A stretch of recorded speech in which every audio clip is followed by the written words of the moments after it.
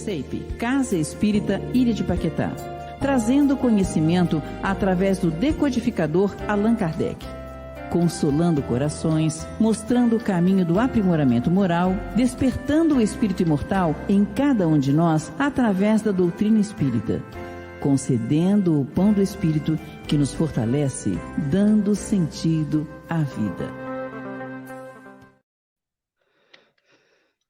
Bom final de tarde para todos vocês que estão nos assistindo. Vamos dar início a mais uma live da CEIP, a Casa Espírita da Ilha de Paquetá. Obrigado pela presença de todos. Quem puder, divulgue o nosso link, os nossos dias de live, porque é de muita importância nesse período que nós estamos passando agora com essa pandemia, que as pessoas estão mudando as suas vidas de uma forma, assim, quase que imposta pela própria pandemia, né? Mas que muitos estão se encontrando consigo mesmo. E as pessoas precisam, então, de um alicerce, né? De um apoio. E a doutrina espírita passa esse conteúdo para que as pessoas, então, possam encontrar esse caminho para se equilibrar, para ter uma compreensão melhor da situação que estamos vivendo, né? Então, é importantíssimo que divulguemos a doutrina espírita, mandando os links antes da palestra, antes dessas lives aqui ao vivo, para o zap dos amigos, vocês que recebem aí meia hora antes, uma hora antes, enviem para os links do WhatsApp de vocês, será um grande avanço para nós, né? Se conseguirmos estar passando aí a doutrina espírita e as pessoas estiverem se comprometendo com as questões morais da doutrina, faremos com certeza um mundo melhor. Bem, como de costume, vou lembrar a vocês o copinho de água, para a gente colocar a aguinha aqui do lado, ou uma garrafinha de água, para fluidificar. E vou convidar a nossa irmã, Nízia Maria, para fazer a abertura lá da casa dela, no seu teclado, com seu esposo Luiz ao fundo, tocando para nós uma música. Boa noite. Somos todos irmãos. Tá ótimo.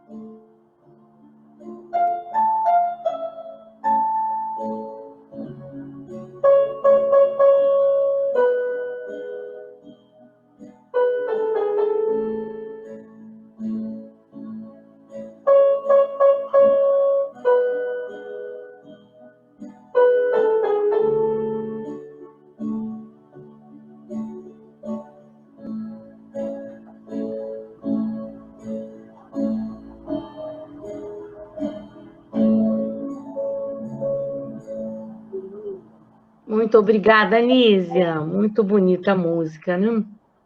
Isso mesmo. Temos que amar o nosso próximo. Atenção, gente. O próximo não é aquele que está só dentro de casa, o nosso vizinho. Se a gente pensar que Jesus disse que o Pai pediu para nós amarmos o nosso próximo, e a Terra é um dos milhões de bilhões de planetas e esses universos. Então, o próximo é todo mundo que está morando nesse planeta. Tá? No planeta Terra, todos que estão habitando ele são os nossos próximos, né? Então, para a gente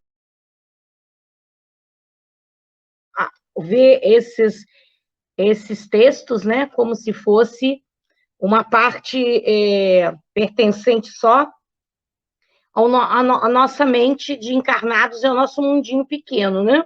Nosso próximo, né? Eu estou aqui em Paquetá, nosso próximo, todo mundo de Paquetá. Mas é o mundo inteiro, por isso é que nós oramos pela paz mundial, por isso que nós oramos por todas as pessoas com Covid no planeta todo, todos que perderam familiares, né? Para a gente ter essa noção de que o nosso próximo é todo e qualquer encarnado e desencarnado que esteja aqui, na Terra, né, nas proximidades desse planeta. Então, agora vamos para preparar o nosso ambiente aí em casa, vocês que estão em casa. Um livro de Francisco Cândido Xavier, pelo Espírito Emmanuel, que foi seu mentor por quase 100 anos, né, conduzindo o Chico Xavier. Hoje é de número 20, diferença. Crês que há um só Deus, fazes bem. Também os demônios o creem e estremecem. Foi uma passagem escrita por Tiago, narrando uma das falas de Jesus. Continuando, a advertência do apóstolo é de essencial importância ao aviso espiritual, de comum a todos. Adorar o Senhor pode ser trabalho de justos e injustos.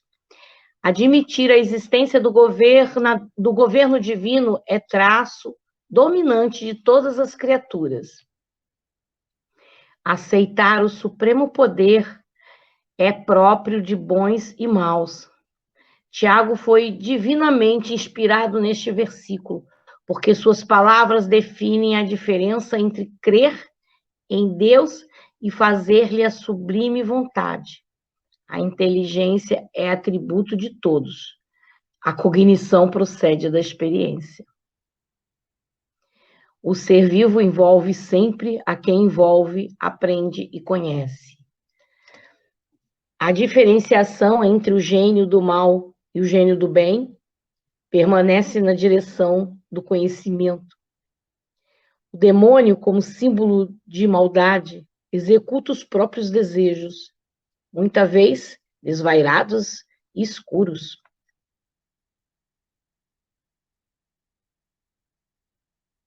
O anjo identifica-se com os desígnios do Eterno e cumpre-os onde se encontra.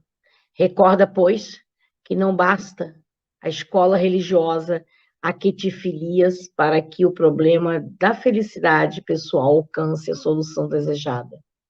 Adorar o Senhor, esperar e crer nele são atitudes características de toda a gente.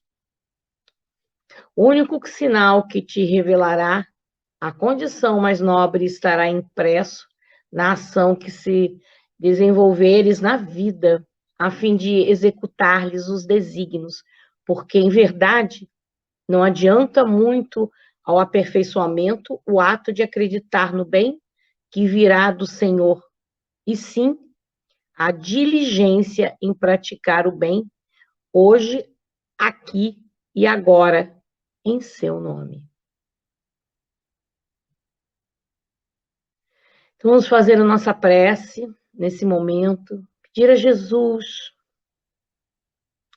que assista todos os nossos irmãos nos hospitais, nas residências, nas ruas, a população de rua, nos asilos, nos orfanatos, onde quer que esteja, que possam ser atendidos e sentir, que eles consigam sentir a compaixão e a misericórdia do Divino Mestre, quando envia seus mensageiros para trazer o alívio, trazer a calma em meio à turbulência, se sentirem tranquilos, se sentirem acolhidos pelo amor de Jesus.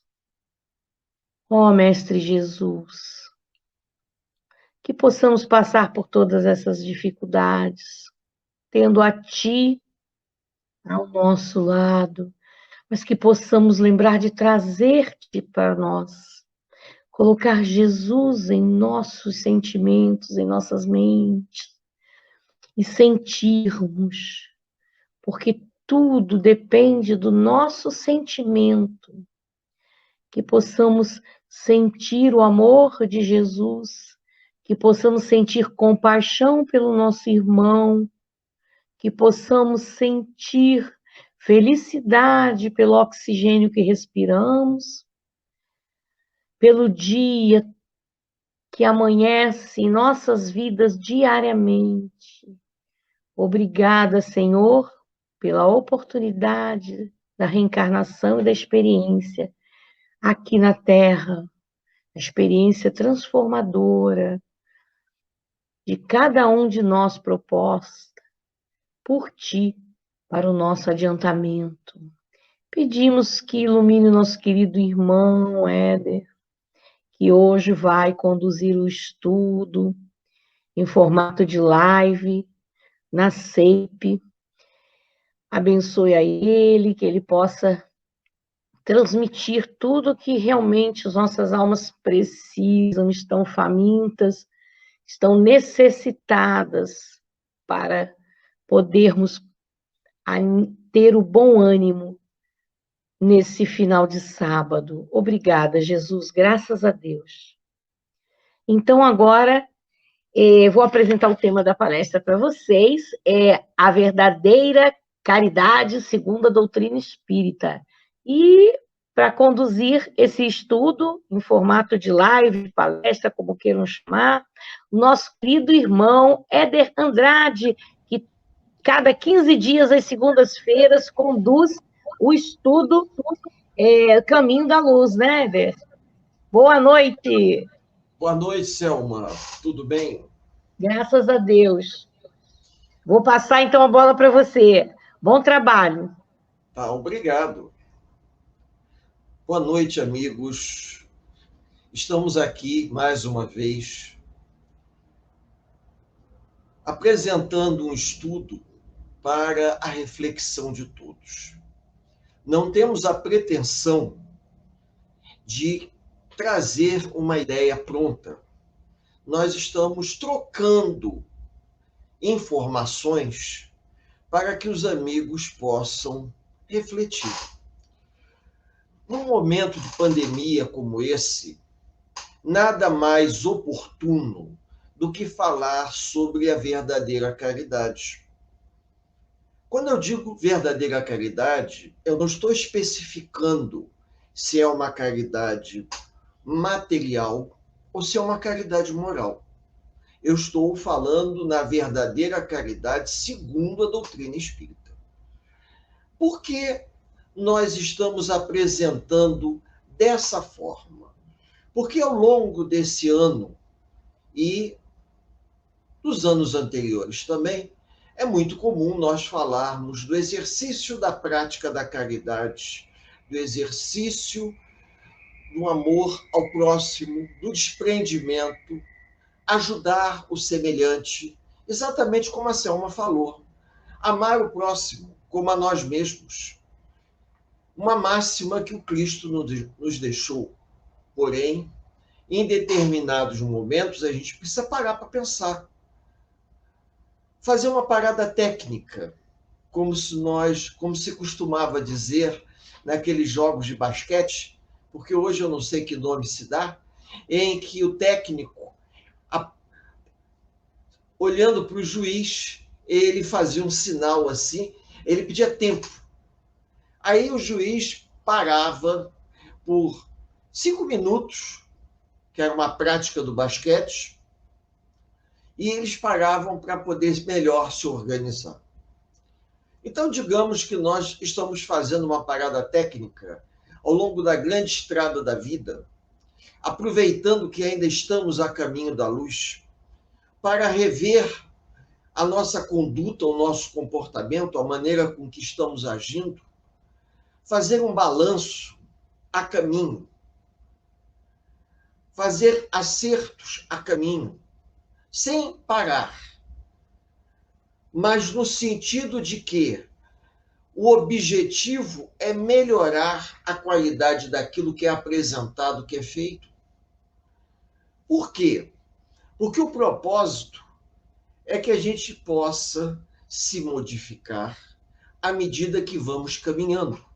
Isso me faz lembrar muito aquela passagem de uma música do Raul Seixas, daquele O Baú do Raul, que tem uma grande quantidade de músicas e letras pitorescas, quando ele diz assim que nós temos que ser uma metamorfose ambulante. E ele disse uma coisa extremamente oportuna e contemporânea. Quando você precisa, à medida que vai caminhando, vai se adequando à realidade do momento em que nós estamos vivenciando. Quando nós falamos em a verdadeira caridade, ela pode ser a caridade de ordem, pode ser a caridade de ordem moral, que é a caridade do esclarecimento. Começa por aí. Como esclarecimento? Quando nós temos chance de nos capacitarmos através de um estudo esclarecedor, nós vamos deter conhecimento que vai nos ajudar a enfrentar os momentos turbulentos da vida, como que nós estamos passando agora. E durante esses momentos turbulentos, nós vamos ter a consciência de que estamos vivenciando uma experiência dura, experiência essa que vai nos testar. Então, o nosso sentimento, o nosso sofrimento, ele vai ser diferente, porque você tem a plena consciência de que você é um espírito imortal, está encarnado, preso a um corpo de carne, vivendo uma experiência corpórea. E dentro das experiências corpóreas que faz parte do seu processo de evolução, você precisa passar pelo que está passando. Quando a gente tem essa consciência internalizada no nosso ser, fica mais fácil lidar com uma pandemia dessa natureza, porque a gente percebe claramente que essa doença ela é uma doença provacional. Porque se fosse para eliminar todos aqueles que estão abandonados à própria sorte, a quantidade de moradores de rua, a quantidade de pessoas em asilos, em hospitais, que não têm recurso nenhum, principalmente hospitais públicos, seria um prato cheio. Mas a gente observa que a pandemia, ela parece que me faz lembrar até aquelas pragas bíblicas, se eu posso mal comparar, lançadas por Moisés contra o faraó. Parece que escolhia a quem levar. E a gente se surpreende que a gente vê pessoas, às vezes, numa cama, num leito de dor, sofrendo, não pega a doença, desencarna por outra coisa qualquer. Embora muitos aleguem que é um desdobramento da pandemia, mas a gente percebe claramente que não.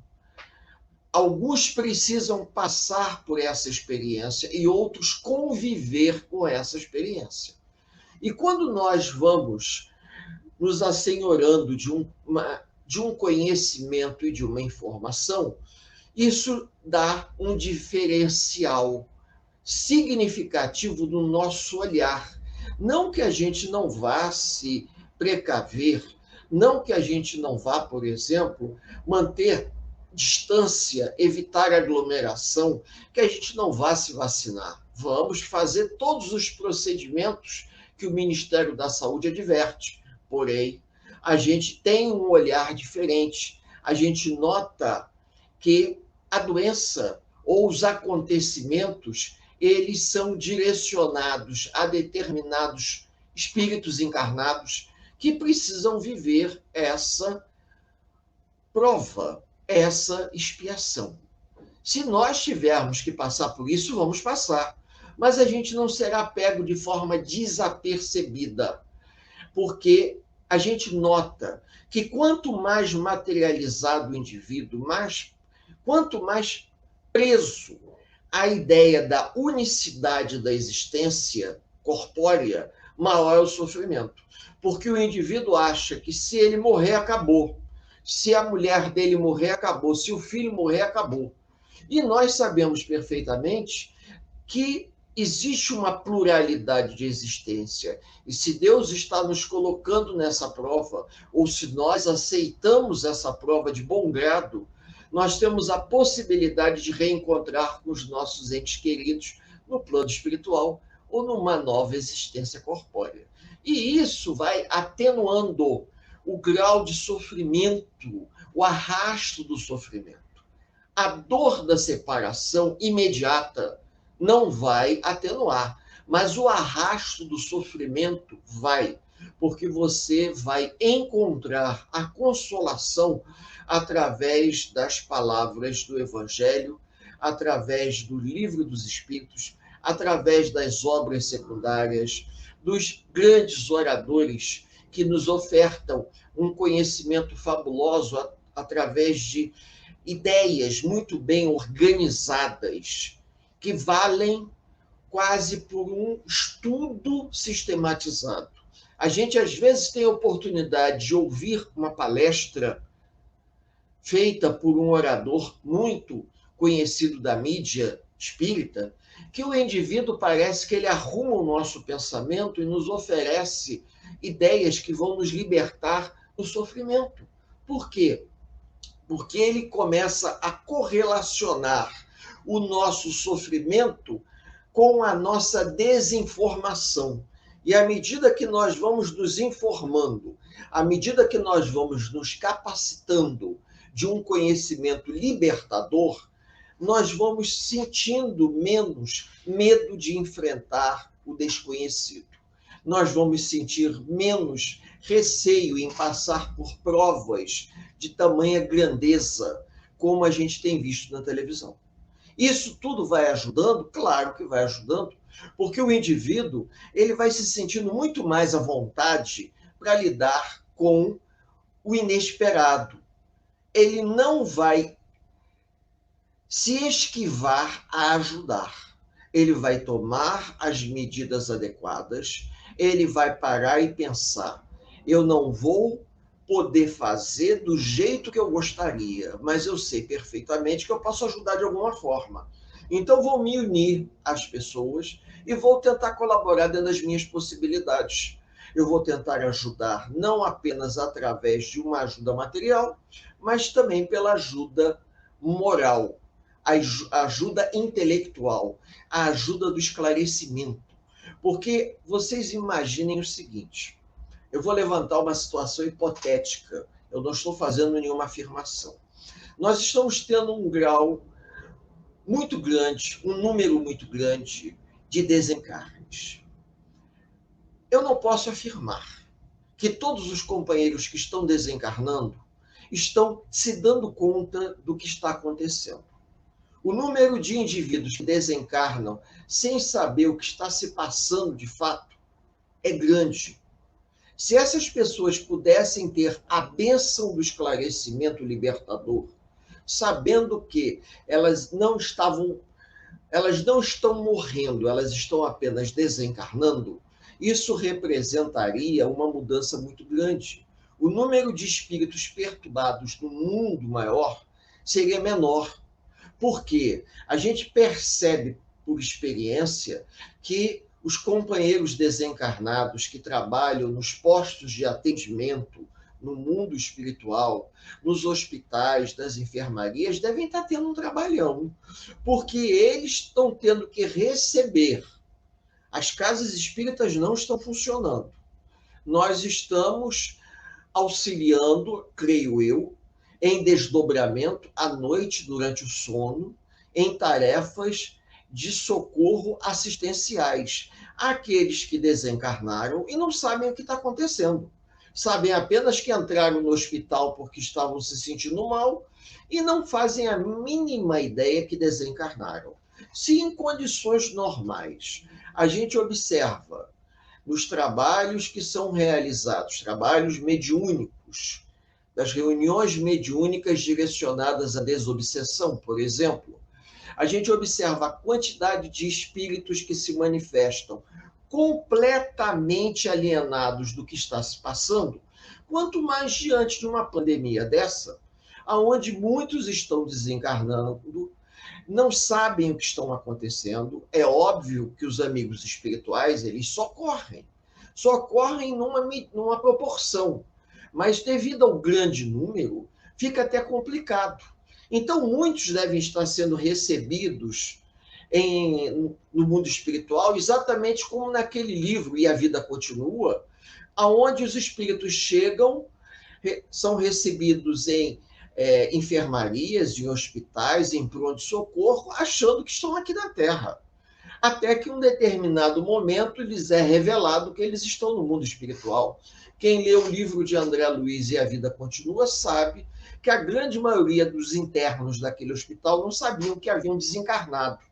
Como naquele livro do Bate-Papo com Além, de Silveira Sampaio. Ele não sabia que havia desencarnado. Então, a única saída é os companheiros, os enfermeiros do espaço, encaminharem esses indivíduos para enfermarias, onde todos vão estar ali sendo assistidos para que, no momento oportuno, lhes possa ser revelado que eles deixaram o corpo físico na Terra, mas eles continuam vivos no plano espiritual. Porém, esse intervalo de tempo, isso gera um certo tumulto na atmosfera mental das cidades, porque a grande quantidade de espíritos que se desligam do seu corpo físico, num hospital, numa enfermaria, ou num pronto-socorro, como a gente vê na televisão, na fila, à espera de um leito de UTI, e que se desliga do corpo físico, não se dá conta que desencarnou e se desloca para casa. E vai para casa, chega em casa e, de repente, ele se surpreende, porque ninguém responde às perguntas dele. O esclarecimento fraterno que a Casa Espírita pode oferecer é justamente de poder libertar esse companheiro desse equívoco, esclarecê-lo, dar a ele um direcionamento para que ele mude o seu padrão vibratório e perceba a presença dos amigos espirituais. Porque uma grande quantidade de pessoas estão desencarnando, muitos desencarnaram na fila por um leito no hospitalar, alguns desencarnaram por falta de oxigênio, alguns desencarnaram porque não deu tempo de levar para o atendimento, outros desencarnaram depois de muito tempo em tratamento em bons hospitais particulares. Então, a gente está vendo que a doença está socializando, está pegando pessoas nas diferentes camadas da nossa sociedade, artistas, homens públicos, pessoas simples, mas a gente precisa pensar que todos precisam da ajuda consoladora. E quando a casa espírita não está funcionando, as reuniões não acontecem, as pessoas se reúnem numa live e leem o nome das pessoas doentes para que elas recebam a irradiação do pensamento, isso também é válido, no intuito de tentar despertá-las. Porque, como o André Luiz viveu a experiência, e é a melhor experiência que a gente pode dizer, que ele permaneceu 8 anos no umbral e Clarencio estava ao lado dele tentando se comunicar, mas André Luiz estava tão preso aos sentimentos materializados da terra que André Luiz não percebia a presença de Clarencio. Então vocês vejam que nós estamos falando da caridade moral, que ela pode ser obtida através de uma palestra pública, através de um esclarecimento, através de uma reunião mediúnica, onde nós falamos, o espírito escuta por intermédio do médium, se surpreende, e na hora que ele se surpreende, ele muda o padrão vibratório e deixa de vibrar num determinado padrão e começa a perceber a presença dos desencarnados familiares ou amigos. Essa mudança de conduta mental é uma coisa intransferível. Você não tem como forçar o outro. O outro muda por ele próprio, mas se ele recebe a informação doutrinária esclarecedora, isso é uma bênção, é uma dádiva que a Casa Espírita oferece. E eu tenho o pressentimento que mesmo que todas as casas espíritas voltem a funcionar como antes, o trabalho das lives nas casas espíritas vai continuar. Pelo menos numa reunião por semana vai continuar. Porque a gente percebe a grande importância que isso está se estendendo àqueles que não podem se deslocar até a casa espírita. Um indivíduo que está num leito em sofrimento não tem como se deslocar, mas ele tem condições de pegar o seu celular, ou um familiar tem condições de pegar o celular, sintonizar no canal e colocar naquele horário para que ele possa ouvir. Então, nós podemos estar próximos a uma pessoa acamada na própria ilha de Paquetá, mas que não pode se deslocar até a CEIP, no hospital, em um hospital, em uma enfermaria, desde que a pessoa possa estar com seu celular. Pessoas amigas que a gente sabe que estão acamadas e a gente informa, como foi dito aqui no início, quando a Selma falou de nós enviarmos os links. As pessoas podem, através dos links, em qualquer lugar, ela pode ter acesso, até em outro país.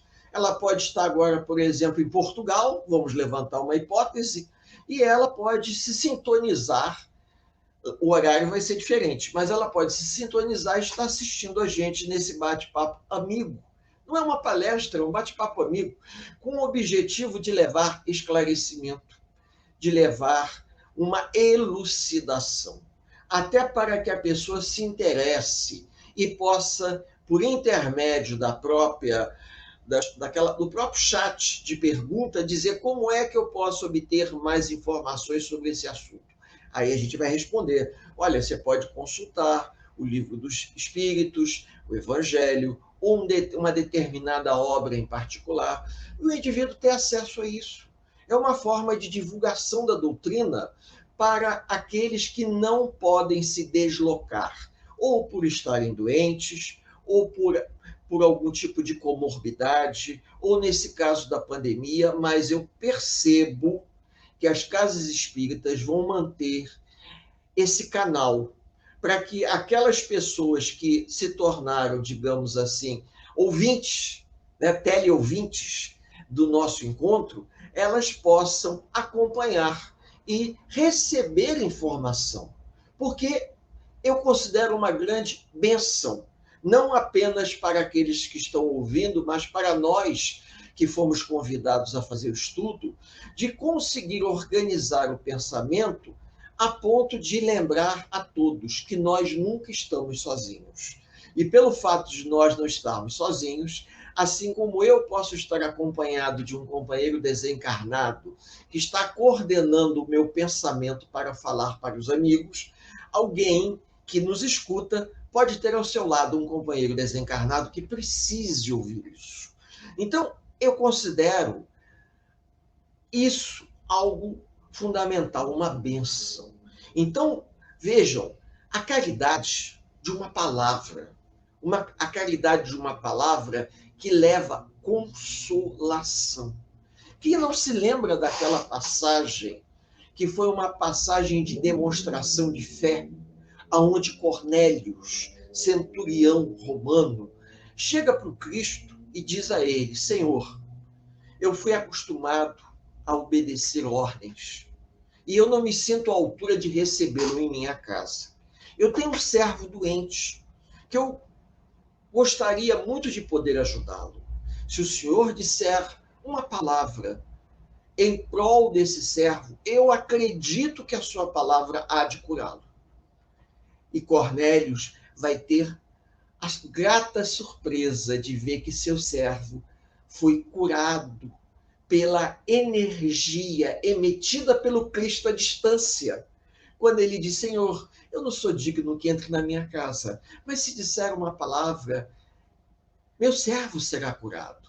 E Jesus se vira para todos os apóstolos e diz assim: eu nunca vi tamanha fé em um homem não hebreu. Ele é romano. Ele é um romano. E ele tem mais fé. Ele não disse isso, mas deu a entender. Ele tem mais fé do que vocês, que me acompanham. E Cornélios vai nos deixar um exemplo fantástico. Existe um livrinho chamado O Centurião de Cafarnaum. Leiam. Eu tenho quase certeza que a biblioteca da CEIP deve ter um exemplar para emprestar. Se não, comentem, que a gente pode, por intermédio da Selma, mandar um exemplar para os amigos consultarem, porque é muito interessante. Eu acho até que deve existir esse livrinho em download free para vocês baixarem da internet, para vocês poderem ler e verem quanto o testemunho de uma fé raciocinada pode nos ajudar. Quando Selma falou de deixarmos o copo com água para fluidificar, é o exemplo do que a fé raciocinada nos traz, porque estamos recebendo a caridade segundo a doutrina espírita. Chico Xavier, em alguns momentos, Dr. Bezerra de Menezes também, vejam bem, e professor Eurípides Barçanufo, em alguns momentos em que as pessoas passavam por muita dificuldade e não tinham recursos materiais para adquirir um remédio ou alimento necessário, davam a sugestão de que o indivíduo chegasse em casa, colocasse uma garrafa com água, orasse e pedisse aos benfeitores maiores que depositasse naquela água a energia necessária para satisfazer a fome, atender às necessidades do corpo e da alma. E Dr. Bezerra de Menezes nos deixa o depoimento fantástico de que o indivíduo que buscou ajuda e não tinha o que comer, e Dr. Bezerra não tinha o que lhe oferecer, porque tudo que ele havia recebido, ele havia distribuído com os necessitados, fez isso. E a fome do homem foi saciada, as necessidades foram saciadas, pelo menos o tempo suficiente até que ele conseguisse arrumar um emprego, até que ele conseguisse levar alimento para casa. Vejam a verdadeira caridade. A caridade aonde você, junto com o esclarecimento, você deposita a fé, para que a fé possa mobilizar o outro. Pessoas que podem, por exemplo, estando em um hospital, a um lugar distante, possam ouvir essa palavra amiga e, de repente, colocar um copo d'água, fazer uma prece, pedindo que os benfeitores depositem nesse copo d'água o remédio que eles precisam, pelo menos para suavizar a dor naquele momento. Porque quando nós estudamos um pouco mais, às vezes a gente compreende que a dor representa o processo de cura, a profilaxia da alma, que nós solicitamos antes de reencarnar. Mas às vezes a gente precisa de um refresco, não é verdade? E aí esse refresco vem nessa água, nessa homeopatia que os amigos espirituais depositaram nesse copinho de água, para que o indivíduo possa se sentir um pouco mais refrescado e que ele possa continuar a sua vida. Quando nós falamos sobre a verdadeira caridade, segundo a doutrina espírita, não é a caridade que a gente gostaria, mas a caridade que as pessoas precisam e nós também. Porque no momento que nós reencarnamos, na empolgação do processo reencarnatório, a gente pede muito mais do que nós temos condições de administrar. Nós solicitamos sofrimentos que estão além das nossas verdadeiras forças. E os benfeitores espirituais, sabendo disso, eles vão moderar o sofrimento de acordo com a nossa verdadeira resiliência. O nosso benfeitor espiritual, aquele que vê no âmago da nossa alma, ele sabe até onde a gente é capaz de ir, até onde nós somos capazes de aguentar o sofrimento transformador, que antes de reencarnar, na empolgação, a gente se dispõe a aceitar como se fosse um combo reencarnatório de situações, um pacotão, né, de medidas reencarnatórias que a gente aceita na empolgação. E no meio do caminho, muitas das vezes, a gente fracassa, a gente abandona a nossa verdadeira proposta. A imaturidade da alma, ela não nos permite reparar na velocidade que nós gostaríamos e no tempo que nós gostaríamos. Vocês podem ter certeza disso. Às vezes nós nos preparamos centenas de anos para passar por uma prova. Porque se recebêssemos essa prova antes, nós não teríamos como levá-la até o final. Nós não suportaríamos o tranco, falando português claro. E eu conheço pessoas que provavelmente vivenciaram essa experiência. Foram se preparando homeopaticamente para quando chegasse num determinado momento da sua trajetória evolutiva, recebessem aquela prova. A prova, ela pode ser adiada, mas ela não pode ser, muitas das vezes, não cumprida. Por que eu digo adiada? Porque a espiritualidade não nos vai dar uma prova que nós não tenhamos condições de passar. Simplesmente porque a gente vai ter que passar por ela? Não.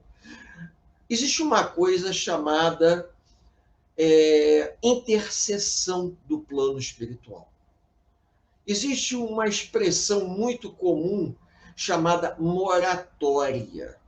E quando o indivíduo está diante de uma prova muito grande, em que os benfeitores avaliam que ele não terá condições de passar pela prova, esses benfeitores imploram pela moratória divina para que a moratória postergue aquela prova, para que ele possa passar pela prova no momento apropriado.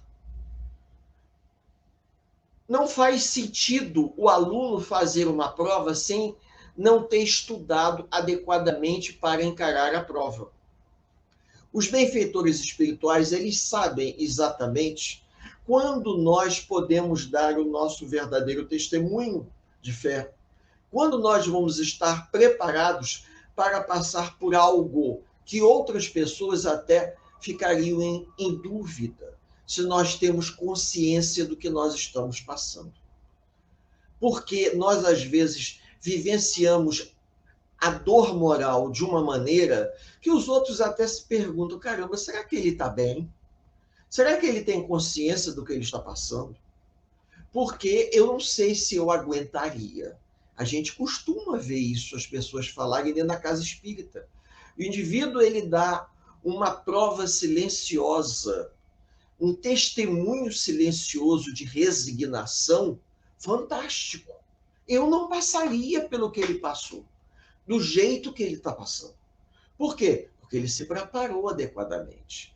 Olha aí a consolação, a caridade vista pela doutrina espírita. Essa é a verdadeira caridade, aquela em que os benfeitores espirituais, eles vão avaliar o indivíduo e vão dizer o seguinte: agora ele está preparado para passar por essa prova. Mas antes ele não estava. Vou citar um exemplo prático. As pessoas às vezes gostam de exemplo prático. No livro Memórias de um Suicida, de Dona Ivone Pereira do Amaral, Camilo Castelo Branco, ele vai parar numa região provacional por ter cometido suicídio. E junto com outros companheiros que fazem parte do mesmo grupo, que ficam na mesma enfermaria, que também haviam cometido suicídio, cada um do seu jeito. Não vem o caso a forma. E esses companheiros são levados a um processo reencarnatório. Camilo Castelo Branco, quando ele começa a ver o grau de resiliência que ele teria que ter para passar pela prova, ele prefere dar um passo atrás, porque essa opção lhe é oferecida e ele pede exatamente que a sua reencarnação seja adiada. Ele gostaria de se capacitar, ele gostaria de estudar mais, fazer todos os cursos que o Hospital Maria de Nazaré pudesse oferecer a ele, e ele gostaria de ter exatamente a sua prova reencarnatória postergada para mais adiante, para que ele se sentisse mais forte, ele se sentisse mais confiante. E, curiosamente, alguns companheiros dele, que também estavam todos juntos naquela aventura terrível, se sentiram fortes o suficiente para encarar logo de cara a prova reparadora. Enquanto Camilo Castelo Branco permaneceu 52 anos no plano espiritual, se preparando para reencarnar, e nesse intervalo de tempo ele ditou a obra Memórias de um Suicida para a Dona Ivone Pereira, que ela anotou tudo e nos ofereceu essa obra fabulosa. Outros reencarnaram mais rápido. Por quê? Isso vai de acordo com o grau de amadurecimento do espírito. Embora eles tenham cometido suicídio por questões diferentes, no âmago de cada um traz uma experiência de vida. E a experiência de vida de um é diferente do outro. Embora todos tenham cometido suicídio, naquele grupo haviam alguns mais fortes do que outros. Apesar deles terem as suas fragilidades, eles se sentiram mais assim mexidos e acabaram aceitando de bom grado reencarnar primeiro, enquanto que Camilo Castelo Branco não, preferiu permanecer um pouco mais, implorando pela misericórdia do alto, para que a misericórdia lhe concedesse um tempo maior para melhor se preparar. Vejam bem, melhor se preparar. Então, nesse caso, o espírito teve a intercessão para que ele pudesse reencarnar mais preparado, uma vez que ele tinha consciência de que quando ele retornasse, ele teria que passar por grandes dificuldades, provavelmente de ordem moral e algumas de ordem material. Está na cara isso. Agora, a gente observa que nesse momento existencial, aonde essa grande pandemia ela está tocando em todos os continentes, nos povos, com culturas diferentes, a gente observa que as circunstâncias em cada país é diferente, dependendo da cultura, dependendo da condição econômica, dependendo da história, dependendo do governo. Há uma combinação de fatores que levam, por exemplo, a pessoas sofrerem mais e outros sofrerem menos. Alguns aceitarem de bom grado isso e outros se rebelarem. Quando a gente recebe o esclarecimento da doutrina espírita, a gente se sente mais confortado, porque a gente sabe que se acontecer alguma coisa, se nós dentro da nossa família, alguém vier desencarnar, é porque fazia parte de uma programação. A gente não vai acusar ninguém de descuido. Fulano foi descuidado, abusou. A gente sabe que existem pessoas que, por uma questão de negacionismo, talvez, elas não estão nem aí. Mas a gente sabe também que, se fosse por conta disso, muitos outros já teriam morrido, até pelo abandono que se encontram diante da vida. Com isso, a ideia de a verdadeira caridade sob o ponto espiritual, há uma diferença entre a caridade vista pelo homem encarnado, que sou eu, e o amigo espiritual que está aqui ao lado. O amigo espiritual que está ao meu lado, e que provavelmente nós temos um amigo ou dois ao lado de cada um que está nos ouvindo, ele enxerga a caridade sob um prisma completamente diferente. Ele vai ver a caridade como uma necessidade evolutiva do espírito. E dentro dessa necessidade evolutiva do espírito, às vezes, os amigos espirituais, eles nos levam a passar por situações para o nosso crescimento. Aquilo que aqui na Terra nós chamaríamos como catástrofe, equívoco, no plano espiritual, eles vão classificar como oportunidade de crescimento para a alma, aonde nós vamos vivenciar experiências que podem ser experiências duras, mas experiências que podem alavancar a nossa evolução. Só para vocês terem uma ideia, há momentos que, dependendo do tipo de prova que o indivíduo vá passar, se ele aceitar de bom grado uma vida, uma enfermidade que o leve a uma prova ao longo de toda a encarnação, ele vai ter um mérito diferente do que se ele suportar uma prova moral ao longo de toda uma vida.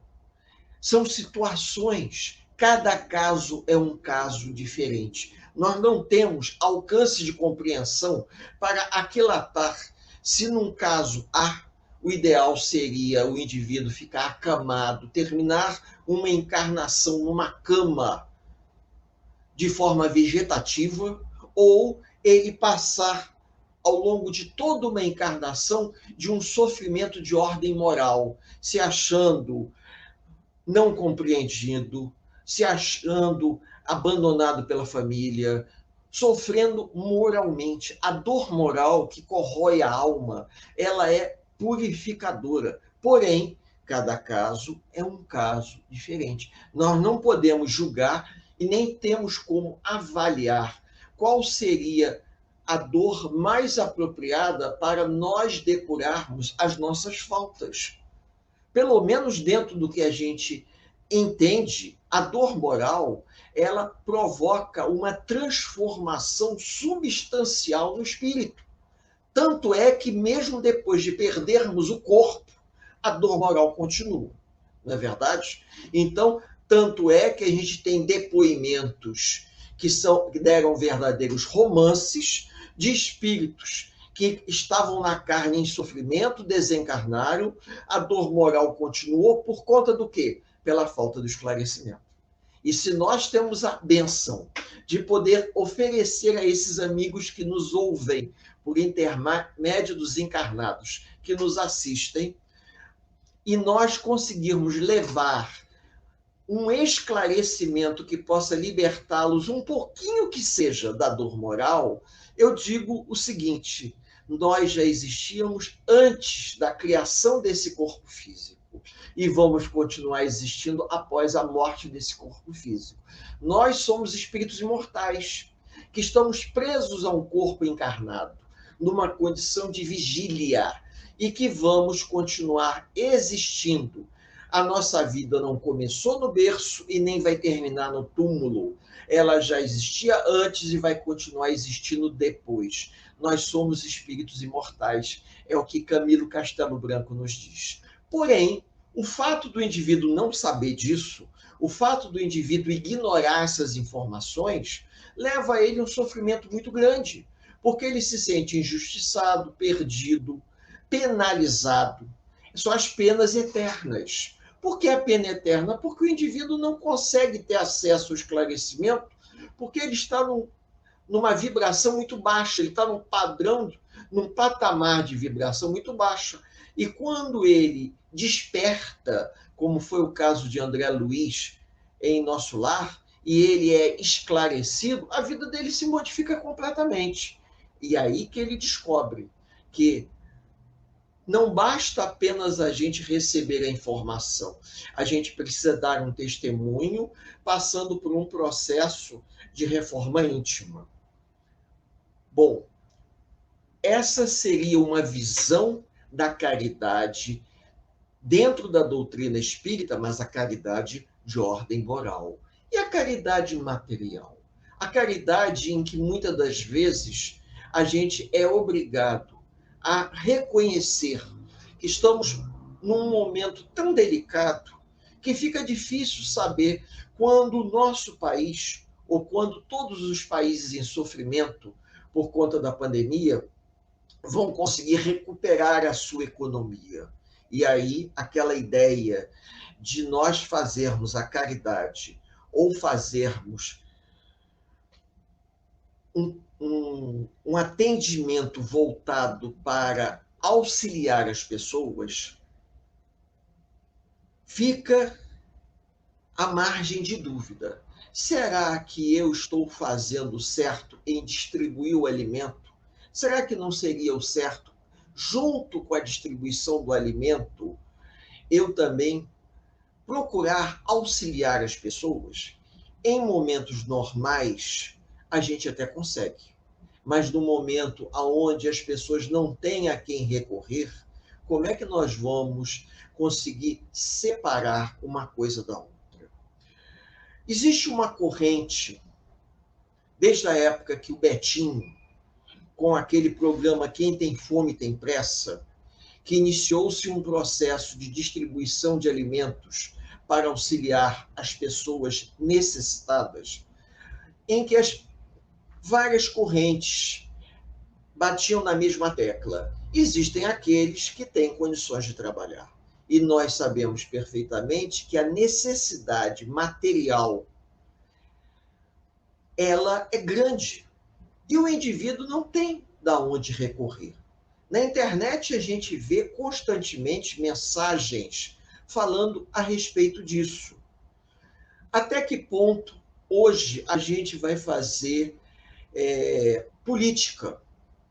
Está na hora de nós ajudarmos as pessoas e depois vamos pensar o que a gente pode fazer. Porque essa pandemia não tem data para terminar. E não é só no Brasil, não. Eu estou me referindo à América Latina, a países da Ásia, que vão viver uma situação complicada, principalmente se o setor produtivo for afetado. Então, a gente fica numa situação delicada, porque a gente vê que a distribuição de alimentos, ela está acontecendo, mas infelizmente ela não acontece na proporção que poderia acontecer. Porque nós não nos preparamos para essa pandemia. A pandemia, ela veio, acenou como numa grande tsunami, que ao longe as pessoas viam que alguma coisa estava vindo na nossa direção. Então, já que nós estamos falando disso, está na hora de nós deixarmos de lado um pouco a parte filosófica da doutrina espírita e partir para a parte prática, a parte da caridade pela caridade. Vamos ajudar. Vamos ajudar. É possível ajudar? Ajude. É possível colaborar? Colabore com aqueles que te pedem, porque muitas das vezes a gente se surpreende quando a gente descobre que amigos espirituais conduzem na rua indivíduos que estão a esmo, desesperados ou perdidos em nossa direção, porque nós podemos auxiliar de alguma forma. Já aconteceu de ouvirmos um depoimento esse que contamos numa outra casa espírita, uma historinha muito interessante. Nós conhecemos durante um bom tempo, e essa companheira nossa já desencarnou, Helenir Meirelles. Helenir Meirelles conheceu muito Chico Xavier. E ela fundou um centro espírita em Niterói, na rua Doutor Sardinha, chamado JEF. É uma sigla, não me perguntem o que quer dizer cada letra, porque eu não sei. E fica em Santa Rosa, se eu não me engano. E esse centro, eu já tive chance de ir lá fazer estudo para eles, já tem algum tempo que eu não vou. Eles tinham, e têm hoje, mesmo depois que Helenir desencarnou, e o marido dela também, Lineu Meirelles, desencarnou, eles continuaram, os filhos continuaram o trabalho dos pais. Foi um trabalho muito interessante que eu tive chance de conhecer. Mas a Helenir, ela passou a distribuir todo domingo de manhã, em frente à casa dela, uma sopa. A casa da Helenir ficava perto do Largo do Marrom, lá em Niterói. Quem conhece bem Niterói sabe onde fica o Largo do Marrom. E Helenir resolveu distribuir sopa para moradores de rua. Então ela arrumou uma panelona, fez a sopa, e ela saiu avisando aqueles moradores de rua das imediações que ela ia distribuir sopa, disse o endereço, e se eles quisessem que eles aparecessem.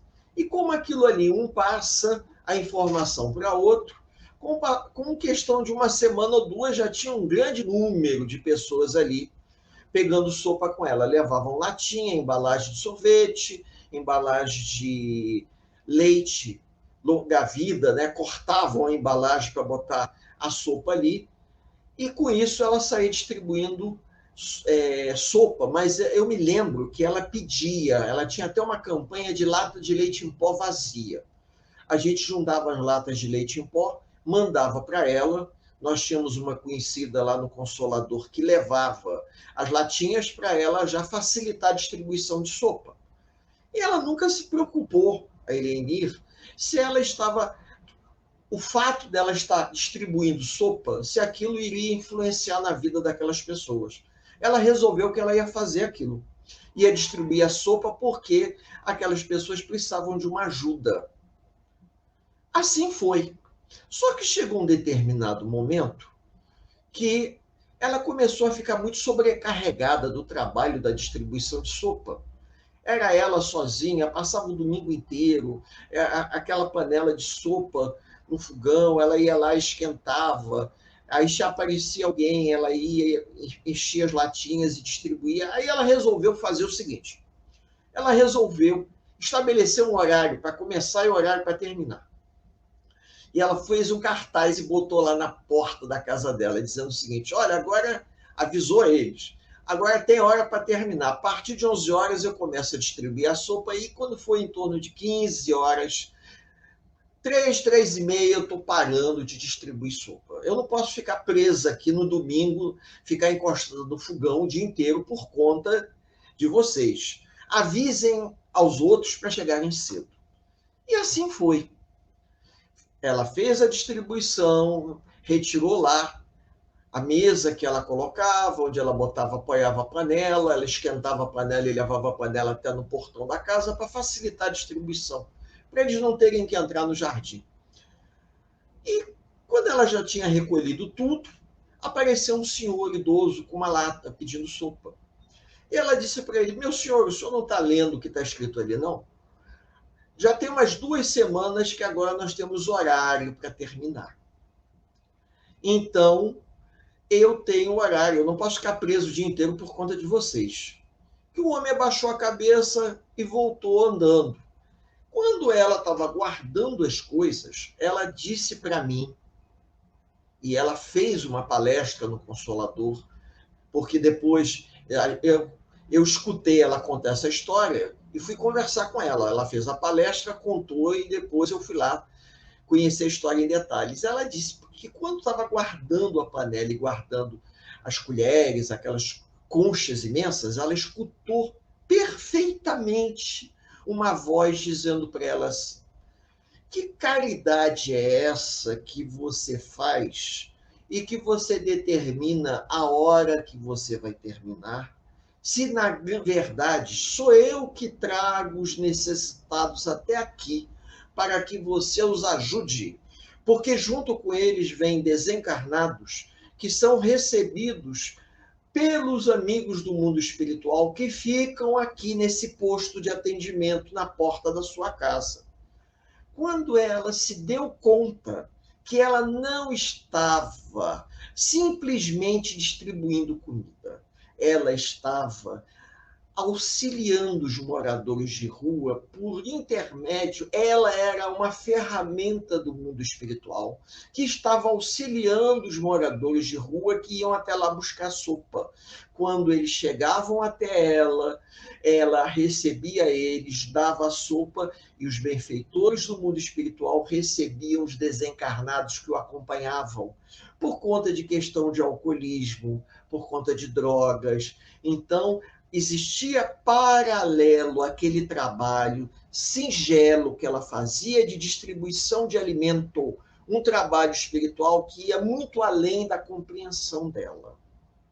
Então, quando a gente acha que nós estamos simplesmente distribuindo o alimento sem nenhum critério, muitas das vezes estamos sendo uma ferramenta do mundo espiritual, principalmente quando estamos ligados a uma casa espírita, para auxiliar companheiros totalmente equivocados, desencarnados, que levam a esses moradores de rua bebedeira, ao uso de drogas, e que podem ser recolhidos.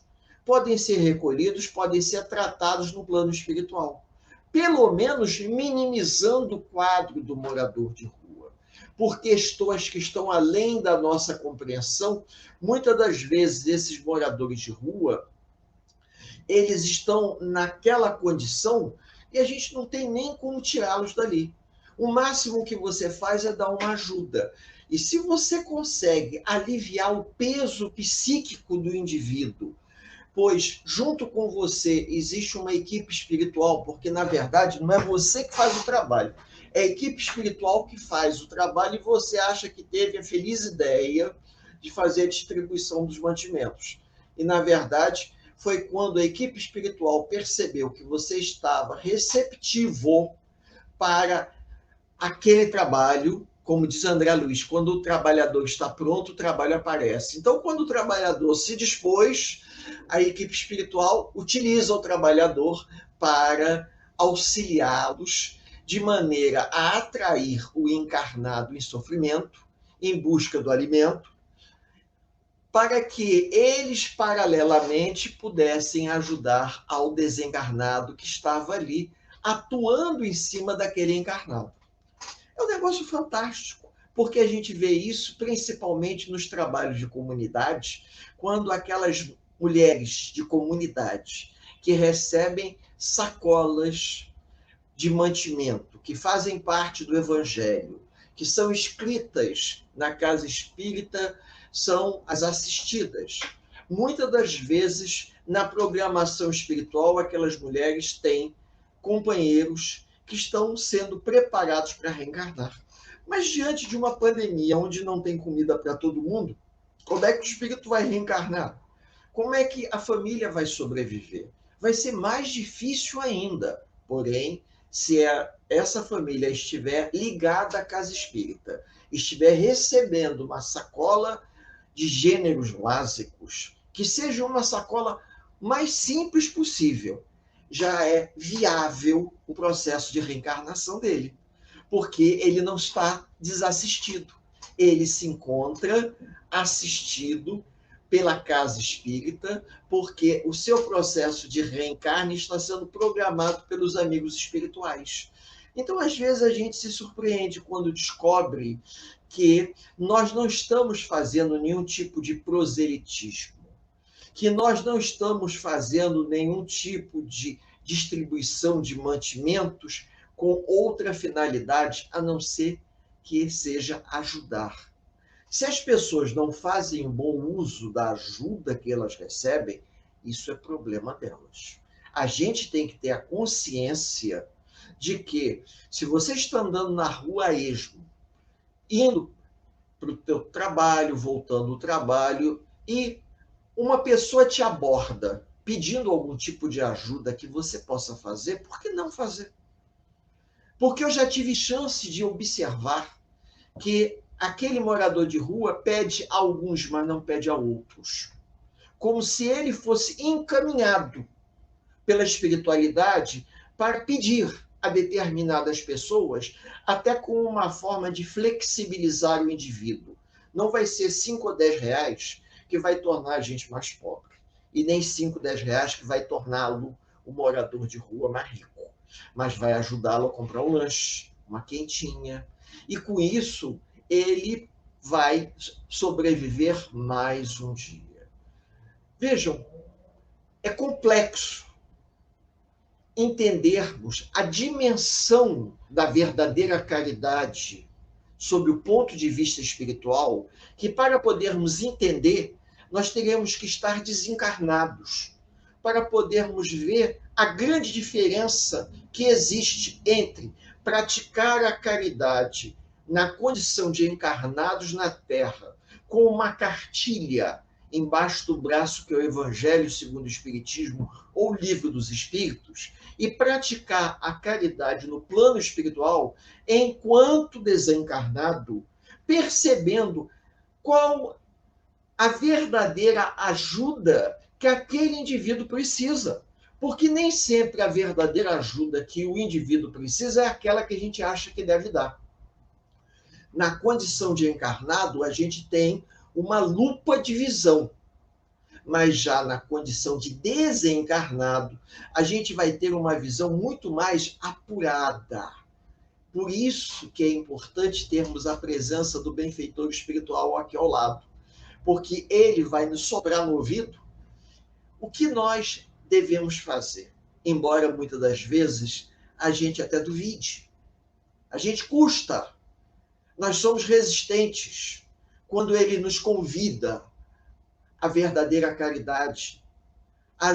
Que a mão direita ajude sem a esquerda saber quem você está ajudando, para que você possa ajudar sem ver a quem. Porque muitas das vezes o indivíduo se encontra num quadro de desequilíbrio que você dá o dinheiro para ele comer, mas ele não come. Ele pega esse dinheiro e usa para fazer outra coisa. Mas não cabe a gente julgar. Cabe a gente tentar fazer a nossa parte. E é a verdadeira caridade sob a ótica espírita. É aquela caridade aonde nós compreendemos, na essência, que cada um que se encontra aqui, nesse plano encarnado e provavelmente no plano desencarnado, temos que fazer a nossa parte até onde é possível ser feita. Eu desejo a todos os amigos que nos ouvem nesse momento um final de noite de paz e de luz, que os benfeitores espirituais que nos cercam possam nos abençoar a todos nos 2 planos da vida. Eu vou devolver a palavra a Selma para que ela possa dar continuidade ao trabalho de encerramento desse nosso singelo encontro nesse final de noite, ou melhor, final de tarde, início de noite de sábado.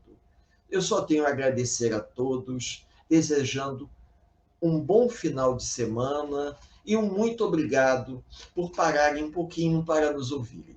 Que Jesus nos abençoe a todos. Que assim seja. Obrigada, Éder, muito obrigada.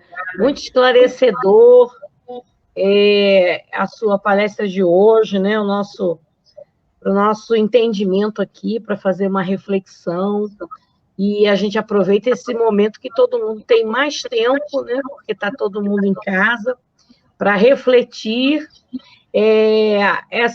Essa palestra vai ficar gravada no YouTube, então, quem quiser ver de novo, reproduzir, passar para alguém que queira ouvir, acho que vale muito a pena, muito importante isso tudo que o Éder falou, e só encher os nossos corações, né, de esperança, de alegria de fazer parte da doutrina espírita, né, de ter esse apoio na nossa reencarnação presente, né, Então, vamos fazer a nossa prece de encerramento agora e pedir a Jesus,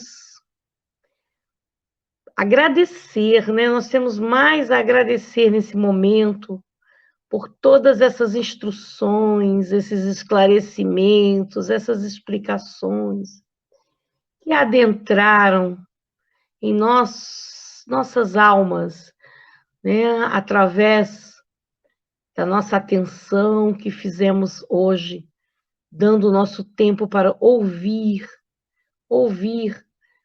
as instruções do nosso irmão Éder, que foi enviada através dos bons espíritos. Não há dúvida que hoje a reunião de hoje foi toda conduzida pela esfera espiritual, usando o nosso irmão como instrumento do bem, do amor de Jesus. Obrigada, Senhor. Obrigada, guias espirituais. Obrigada pela oportunidade de podermos estar aqui, do Éder poder servir na seara do bem, eu e todos que trabalham na SEIP, muito obrigada, Jesus. Temos só gratidão em nossos corações por podermos ter um consolador desse em nossas vidas. Então, pedimos a bênção nessa noite de sábado, para que o Senhor ilumine as nossas casas, também as ruas, os hospitais, as instituições, os abrigos, onde quer que tenha um filho do Pai, encarnado ou desencarnado, que a vossa luz se derrame por todos nós, graças a Deus. Então, agora nós vamos ouvir a nossa música de encerramento, que vai ser a Anísia, que vai tocar aí para a gente de novo, para fazer o fechamento, Meu Caminho. Meu caminho.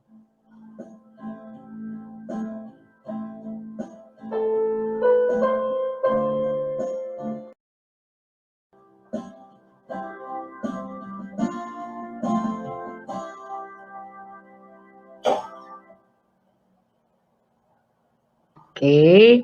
Ricardo, tu fecha meu microfone, então tu abre ele, tá? Tu fecha, mas esquece de abrir, tá? Gente, essa música é linda, My Way, né? Uau, acho apaixonante. Essa melodia, então, é muito linda mesmo. E é isso, gente. Éder, você vai estar segunda-feira conosco? Essa segunda ou é a outra, Éder? A outra Ele tá com o segunda-feira. microfone fechadinho. Ah, sim, eu fechei. É porque da microfonia, porque tá sem a lapela. Aí ele e a Anísia dão conflito. Ah, então não é nessa segunda não, né, Ricardo? É outra segunda. É na outra segunda-feira, está indo muito bem. Eu convido a todos que puderem, segunda-feira, de 15 em 15 dias, o estudo do livro A Caminho da Luz. Está sensacional. Eu trago em primeira mão uma notícia importante. Eu assisto quinta-feira, normalmente, ou sexta. Eu acesso e assisto da segunda. Então, Isso. não precisa ser necessariamente no dia, se você não pode. Se você quer, acessa e assiste em outros dias, e é muito bom mesmo. Garanto a você. A Anísia também, ela tem um compromisso no mesmo horário, às segunda-feira, no Eurípides. O Eurípides está presencial, então ela também assiste no dia seguinte. É que na hora nós temos o chat ao vivo, né? Então aquele chat informal, as pessoas, aquela confraternização, e é importante o calor humano nesse momento que nós estamos passando. Mas eu tenho aulas de Esperanto segunda-feira, não posso faltar. É verdade. E é bom a casa estar aberta, tá? É muito importante a vibração da casa estar aberta na aula de Esperanto. A notícia é que o Éder tocou no livro, né, Memórias de um Suicida. O Éder está... Ele tocou no nome de um outro livro que eu queria, depois que ele me dissesse o nome. Eu botei no chat o livro em PDF e tá no chat em PDF o livro. Mas ele ficou, se a nossa livraria não tiver, vou cobrar, ele ficou de mandar um exemplar para casa. Qual o nome do livro? Qual o nome? O Centurião... Daqui a pouco eu volto. Deixa eu dar minha notícia. Deixa eu vender meu peixe. Tá No bom, chat. vai lá. Eu mando em PDF para você daqui a pouco. Pro teu zap. Eu mando. Tô ouvindo. Cornélios, o centurião de Cafarnaum. Isso. Mas é um livro fácil de colocar. Qual autor, Éder? Cabeça. Eu te mando, eu tiro uma foto e mando para você. Beleza. Tá aqui, ó. Tá lá em... É fácil de encontrar. Tá aqui, mas tá no chat. O chat tem o link. Se clicar no chat, você já abre a página. E eu botei também o Éder tocou no GEPF, é o Grupo Espírita da Fé, em Niterói, que você perguntou. Eu botei também, que a Nise até brincou comigo depois. Na Rua Doutor Sardinha. Rua Doutor Sardinha, Santa Rosa. Isso. Mas deixa eu falar, por favor, eu preciso terminar a live. Ele tá ficando velho, tá igual a criança, tá ansioso. Fala. O Éder está preparando um seminário em 4 partes do livro Memórias de um Suicida. A primeira parte é a introdução. Ele vai fazer vai abranger a vida da autora, né? A nossa querida Ivone Pereira do Amaral. Então ele vai fazer uma introdução sobre a vida da Ivone Pereira do Amaral e vai falar no geral sobre o livro, vai introduzir o livro. Depois ele vai dividir o livro em 3 partes, porque o livro é muito grande, e vai fazer 3 seminários a respeito do livro. Então serão no total 4 lives que nós passaremos no primeiro domingo de cada mês, às 10 horas da manhã. Tá? 10 horas da manhã, primeiro domingo de cada mês, um seminário, 1 hora e meia que você falou, né, Éder? Mais ou menos isso. Ou até mais se bobear, hein? Então realmente é para assistir no domingo de manhã. Não, tá em estudo ainda, é só para as pessoas já se programarem, que nós faremos já o piloto já agora em maio, né? Em maio já começaremos as gravações. Maravilha. Isso. E nós vamos terminar antes do Setembro Amarelo. Então depois teremos de setembro. Nós vamos concluir antes de Setembro Amarelo como uma programação alternativa que nós sempre comemoramos na casa com lives do Setembro Amarelo. A nossa presidente introduziu isso na casa e eu acho muito importante continuar. Então nós vamos concluir esse trabalho antes de setembro para termos um apanhado geral e depois quem quiser assistir e aquela divulgação, e a gente pede sempre em setembro para as pessoas, as lives serem sobre o suicídio e etc, etc. Deixa eu finalizar. Me perdi aqui. Tá aqui. Me achei. Deixa eu abrir o microfone da Nízia. Nízia, beijo no coração. Luiz, para deixar todo mundo com água na boca, o Luiz me convidou a beber vinho com bolinhos de bacalhau e eu aceitei o convite. Então vai ficar todo mundo enciumado que eu vou tomar vinho e comer bolinho de bacalhau às custas do... Meu Deus, disse que estava com pressa. Alguém tem mais alguma coisinha para falar, gente? Não, fechou. Não. Fiquem com Todo Deus. mundo? Então tá bom. Bom final de sábado e um bom domingo para vocês todos que estão nos assistindo. E até quarta-feira, se Deus quiser. Se Deus quiser, quarta-feira estamos juntos. Tchau, tchau. A Casa Espírita Ilha de Paquetá, CEIP, agradece a presença de todos. Deseja que tenhamos uma excelente noite de sono reparador, com descanso do corpo físico. E que nosso espírito possa emancipar-se em missão de trabalho no bem ou em estudos em esferas espirituais mais elevadas. Se você gosta do nosso trabalho, inscreva-se no canal, dê seu like e compartilhe com amigos para que mais e mais pessoas possam ter acesso à nossa doutrina consoladora. Divulgar o Espiritismo também é caridade. Fique com Deus e que a paz de Jesus vos guie.